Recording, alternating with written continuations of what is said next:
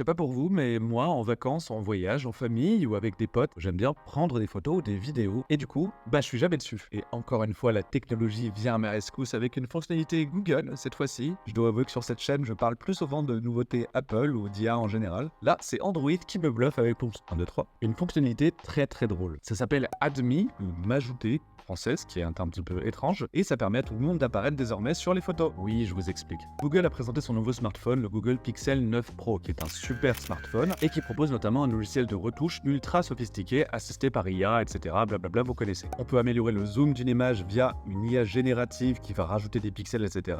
On peut auto-recadrer une image verticale en une image horizontale. Bref, c'est pas de ça dont je veux vous parler. La fonction supplémentaire, c'est Add Me. Parce que vous connaissez les problématiques des photos de groupe. Vous mettez votre téléphone avec votre minuteur dans un endroit, vous espérez que tout le monde soit cadré, que tout le monde fasse la bonne tête à la fin du minuteur. Bref, c'est infernal. Même la fonctionnalité selfie qui aide quand même pas mal, la qualité est généralement pourrie sur les capteurs de devant, pas assez grand angle, bref, ça fait des photos très très moyennes. Alors oui, on va donner son téléphone à un inconnu. Est-ce que vous pouvez nous prendre en photo s'il vous plaît? La plupart du temps, les gens disent oui, mais bon, faut être assez rassuré pour donner son téléphone à 1800 € dans les mains d'un inconnu. Encore une fois, la technologie est à notre rescousse et je vais vous expliquer comment ça marche. En gros, le groupe désigne d'abord un premier photographe qui va se sacrifier de ne pas apparaître sur la première photo. Généralement, c'est moi. Donc le premier photographe, moi, demande à tout le monde de bien se placer et prend la première photo de tout le monde sans lui.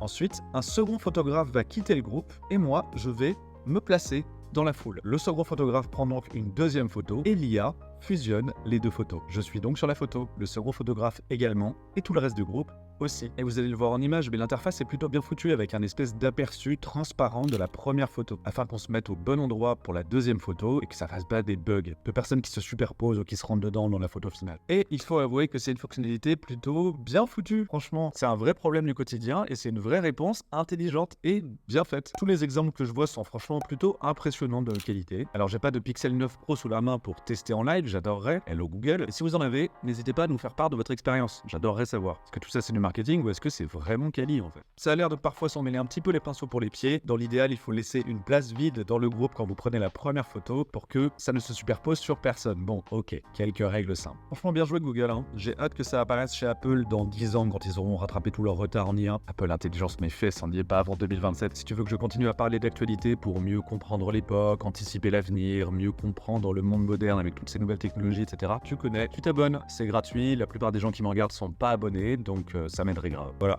c'est tout. Bisous.